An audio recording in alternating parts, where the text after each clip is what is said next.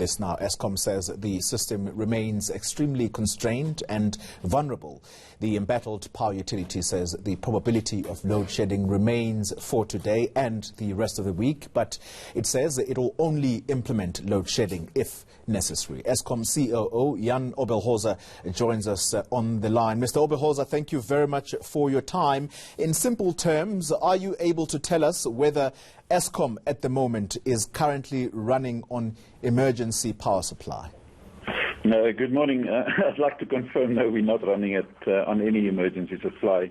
We actually had a very good weekend, so we replenished both our water levels as well as diesel. So at this point in time, the system seems very positive this morning. So no, we're not running any emergencies as we speak. If you're not on emergency power supply, Mr. Oberholzer, let me just read from your statement issued at about midnight, where you're saying, and I quote, the system is extremely vulnerable and the generating plant performance continues to be unpredictable. How vulnerable is the system to these unplanned outages?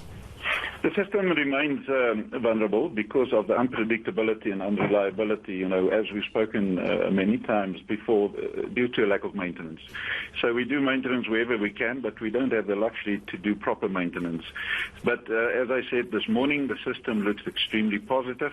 However, we don't know in terms of specifically, the unpredictability and reliability. But this morning it looks extremely positive. If you're not an emergency power supply, there is a mention in your statement that you are running on what is called open cycle gas turbines, which run mainly on diesel. Correct. Does that mean that you're not on emergency power supply then? No, we're not. We're actually using our generation fleet to generate power this morning. And as the system is performing at this point in time, we don't foresee at this point in time, but that's the way the system performs now, that we will use any diesel emergency, the open cycle gas turbines today. And how much is that costing you per day? No, it's expensive. Just to give you an indication, should we use one open cycle gas turbine, we burn anything between 12 and 14 liters of diesel a second. So it is extremely expensive. You may have heard the comments from the one board member, Mr. Oberholzer, who said that ideally we should be on load shedding for at least 8 months.